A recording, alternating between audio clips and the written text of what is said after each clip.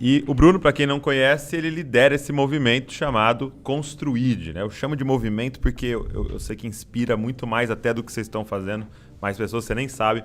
Esse movimento chamado Construide, que o nome já expressa, né? Construide, o id, construindo e tal. Mas eu quero que você fale um pouquinho mais pra gente.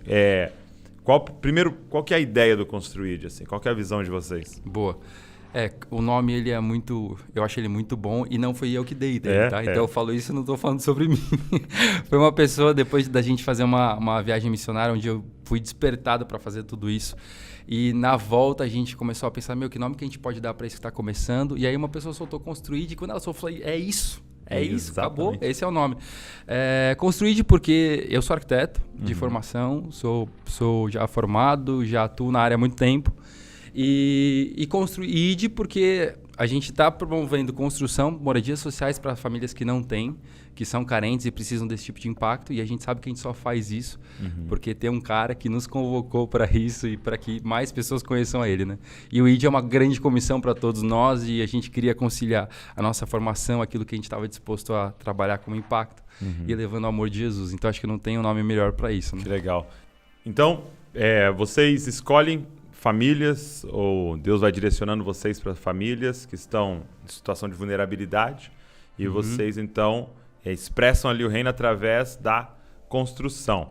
E como é que surgiu isso? Você acabou de citar uma viagem missionária. Como é que surgiu essa ideia de fazer isso? De onde saiu esse tão negócio, diferente, né? Boa. Bom, eu vou contar brevemente, resumidamente, um pouco da minha história para você entender por que a gente está fazendo tudo isso, né? Que é uma coisa diferente.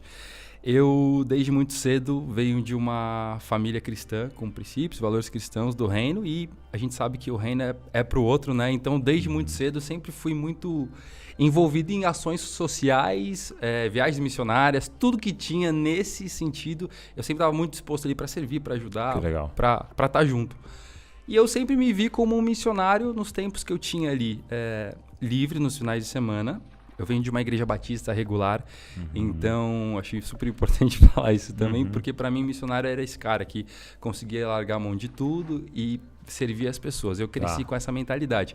Então eu me via como missionário nos finais de semana ou quando eu conseguia fazer alguma viagem para fora e continuava meu trabalho durante o dia ali como arquiteto. Seu trabalho secular. Meu trabalho secular, exatamente. Eu achei que era... O famoso trabalho secular. O famoso trabalho secular. Eu achei que ia ser assim sempre.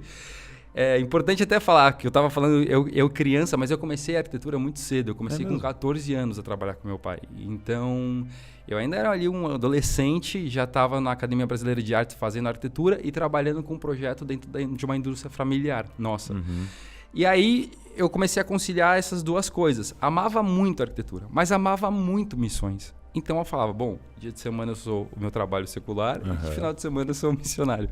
E isso começou a ser muito tranquilo de início, assim, porque eu realmente conseguia conciliar as duas coisas, era muito jovem ainda, não tinha muita noção também do nível que essas duas coisas iam tomar, das proporções, e comecei trabalhando assim. Fiquei 10 anos trabalhando com meu pai, dos 14 aos 24, e com 24 anos já tinha feito mais de 10, 15 viagens missionárias, e com 24 fui para o Piauí, que foi essa viagem.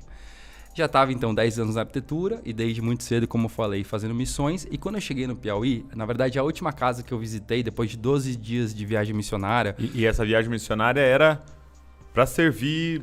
Para servir. E pregar o evangelho. Exatamente. Eu tava lá como todas as outras para carregar uma caixa, para fazer um evangelismo, uma praça, para, sei lá, fazer um visitar louvor. As casas, tal. Um atendimento médico, que a gente sempre fazia também. Então, qualquer coisa, eu era o famoso pau para toda obra. Legal. Tava lá para ajudar.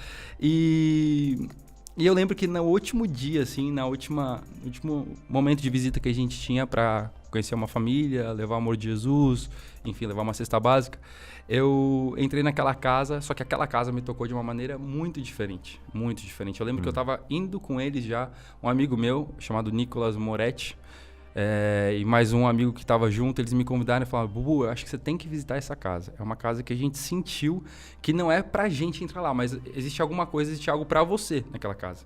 E a gente queria que... foi desse jeito. E a gente queria que você fosse até lá, que você conhecesse a família.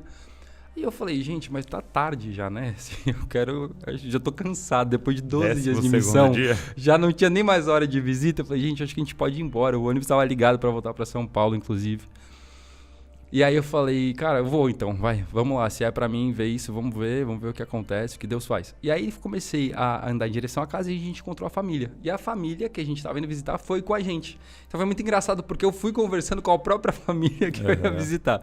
E na ida, assim, antes de chegar até a casa deles, eu já fiquei muito impressionado com as crianças, com a família em si, porque elas eram muito, muito magrinhas. E sabe aquelas crianças que a gente às vezes vê até em filme, que elas são muito magrinhas e com barrigão de verme mesmo, que não come há dias. E eu já senti logo de cara, sem ver a casa deles, que já era uma família numa linha de miséria ainda abaixo das outras que eu tinha visto no Piauí, sabe? Que já era uma realidade muito diferente de São Paulo, por exemplo.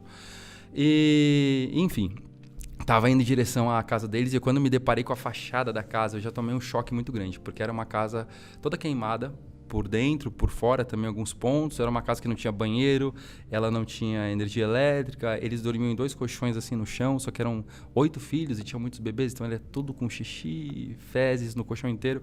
Era uma condição assim que... Eu lembro que uma coisa me chamou muita atenção é que não tinha porta a casa, só que os gatos e cachorros não entravam na casa, porque a casa tinha um cheiro horrível. Que os próprios gatos e cachorros não entravam. Os próprios gatos e cachorros não entravam na casa. E foi uma coisa que chamou muita atenção nossa, porque os próprios animais não entravam. Então a gente falou, meu Deus, isso aqui tá muito diferente assim das outras coisas. Era um negócio surreal mesmo, assim. Não tinha como qualquer pessoa que entrasse ali ia ficar impactada. Só que passou um filme na minha mente quando eu entrei naquela casa, porque eu comecei a lembrar da minha vida primeiro, né? Eu como arquiteto, há 10 anos fazendo coisas de alto padrão e falava, poxa, eu sempre vou continuar sendo esse missionário nos momentos que eu estiver livre. Só que quando eu entrei ali, parece que não dava para ser só missionário. Sábado e domingo não vai dar para resolver isso aqui, eu já entrei no conflito logo de entrar. Logo de entrar ali na casa. E eu lembro que eu fui tão tomado por uma inconformidade tão grande que eu comecei a chorar na frente deles. Isso nunca tinha acontecido, assim. Eu não aguentei. E aí eu falei para eles, gente, vocês me trouxeram até aqui, mas eu não tenho palavra para deixar aqui nessa casa, eu não tenho como orar, não consigo. Eu queria que vocês cuidassem deles, enfim, tivessem um tempo e eu vou sair da casa porque eu quero tirar algumas fotos, eu quero gastar um tempo aqui fora, entendendo algumas coisas, digerindo algumas coisas e depois eu entro. E aí fiquei lá fora da casa e eles lá dentro, ninguém estava entendendo o que estava acontecendo porque eu tive uma reação que nem eu entendi. E aí fiquei fora da casa, tirei foto de tudo, comecei a orar e falei, Deus, o que está acontecendo aqui? Só que eu mesmo não entendi o que estava acontecendo, eu só estava muito impressionado e muito impactado com tudo. E aí entrei na casa e falei, gente, eu só entrei depois que eles tinham orado e falei, olha, eu quero dizer que eu tô me responsabilizando por fazer algo para vocês aqui, só que eu não vou falar o que é. Porque nem eu sei, eu tô tão impactado que eu não sei o que dizer, não quero criar uma falsa expectativa, porque a gente sabe como é também, né? Uma pessoa que nunca ouviu nada, chega um menino emocionado e fala que vai fazer um monte de coisa e no final às vezes não faz nada, né?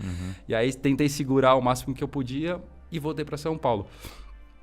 Eu saí daquela casa e já voltei assim para São Paulo, já entrei no ônibus e voltei. Foi uma volta super difícil, porque eu não conseguia tirar aquela visão assim da cabeça, das crianças também.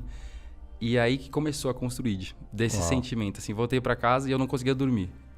Logo que eu voltei para casa, já voltei a trabalhar, era um período de férias assim curto, porque era só para missão. Já voltei a trabalhar e falei, Deus, tá muito estranho isso, porque eu não posso agora voltar pro meu mundo aqui e simplesmente apagar aquilo. Esquecer, né? Não dá. E eu passei 15 dias sofrendo. Juro pra você, assim, sofrendo em casa, pensando, Deus, o que eu vou fazer? Até que eu só vi como uma forma de começar algo, postar uma foto no meu Instagram. Na época eu nem tinha seguidor, não tinha nada, não sabia o que era engajamento, nem nada disso. Postei porque eu falei, Deus, eu não consigo fazer isso sozinho. Por mais que seja a minha responsabilidade, eu preciso de alguém pelo menos para ir comigo de novo para lá, algo, né? E foi daí que começou tudo.